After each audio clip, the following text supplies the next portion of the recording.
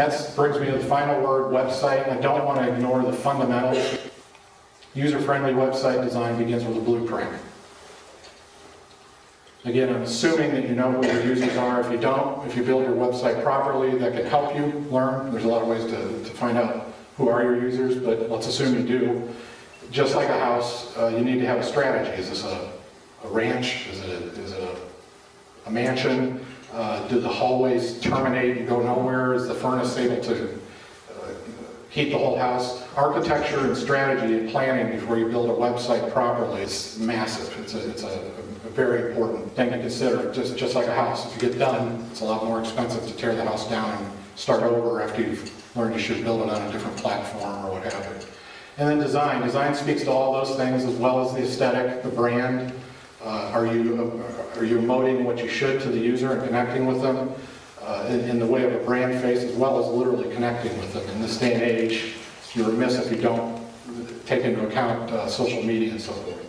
And extensibility, and that's kind of a future word I'm using here today, or at least in the context of using it. Back when I was starting websites in the 90s, there was a website, and you put it up on the web, and it worked, and you were amazed, and for me, I was amazed, and things happened. And over time, things grew, and now we've got all these browsers, and if you're developing websites, user-friendly is also about pragmatics. So if I develop for Firefox and it looks great, and I ignore Safari, and most of my consumers are Mac users, or not even Mac users at this point, I just neglected them. I'm not being very user-friendly. The whole you, them, equals us is going out the window.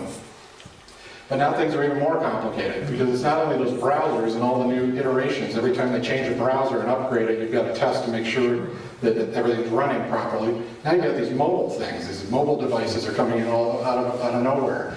And there's a gentleman in here tonight, I won't name him, but I went on a geolocation site tonight, found that somebody in this room was actually logged in that they were here. And I looked up and saw his name tag, and there he was. So it's kind of funny. But that's what the world is now, and he's not 18 years old.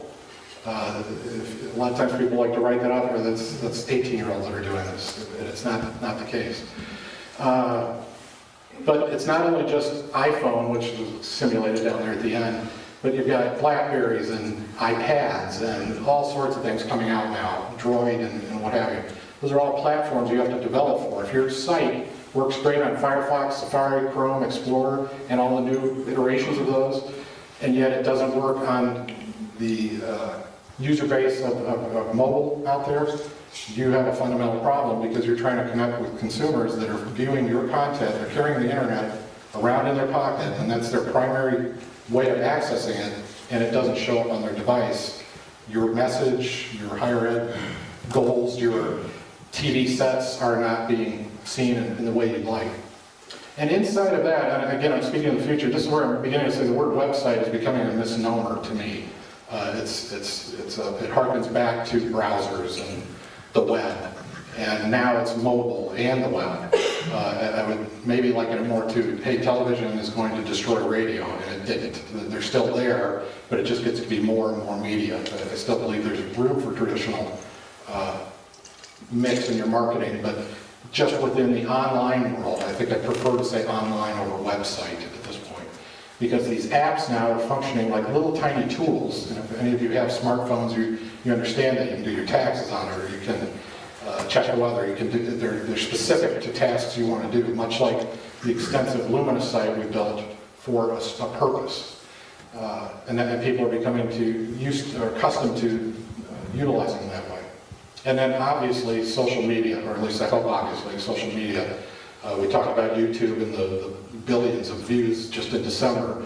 RSS feeds down here on the end, Flickr, people sharing photographs, Twitter, we've all heard of, and Facebook. I think there's 600 million users or so now, and they're all talking, and they're saying good things or bad things about you, and it's all integrated, and all of this is integrated. You can view all those things at the bottom via apps and mobile devices and web browsers above. So it's complex, and it's noteworthy to at least have your eye on this, keep an eye on change and where it's all headed, Because if you're not developing for all these different platforms, or at least selecting the ones you think you better develop for because they relate to your user, then you're in trouble. And that's where I relate it all back to importance of a user-friendly website. And just as a quick little thing here, 30% of the US mobile market is now a smartphone. People are using smartphones. The little phones are going away, and this has probably increased again today. I think I saw something about 34%, maybe the mark now. But regardless, it's going through the roof.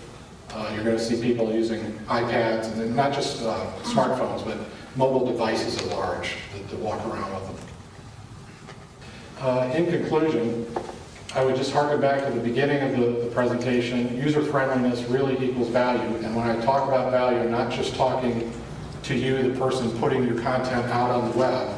The value is, how valuable is it to the people you're speaking to?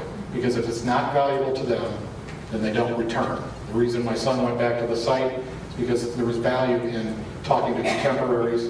The reason some of the kids went back to fill out the application, it was easy. They had 30 schools to hit, I'll hit this one. And now you engage them so they can contact them, and there it goes. So user-friendliness is really about value to you.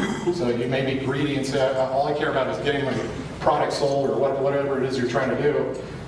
That's fine, but you're going to have to recognize the user to get there, because they're all talking and they're all looking at things maybe differently than you are. You need to know who they are, and you got to get connected with them. And in doing that, friends provide value for one another. They can count on each other.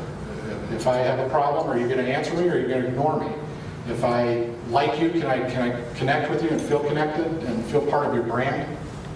And 1 and 2 put together, generally, I found, and the metrics back it up, will realize return on your online investment. That's just the bottom line for you.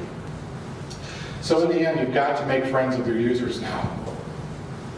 For putting up with me tonight, we have a tool that we utilize when we're concepting strategies and so forth.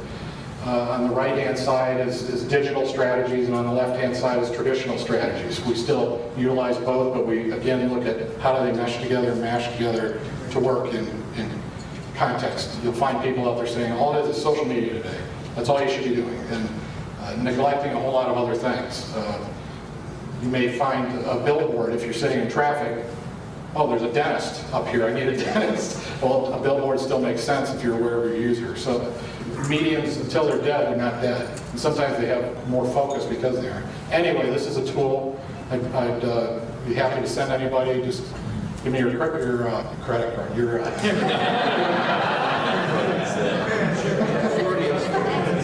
Your calling card, and I'll be happy to send you one. If not, you can write my email address. I'm very contemporary now. I'm 51 years old. I'm willing to put my address up there and let you send something to me. Anyway, I thank you for listening to me tonight. And I think I got it in under the wire here. Appreciate it.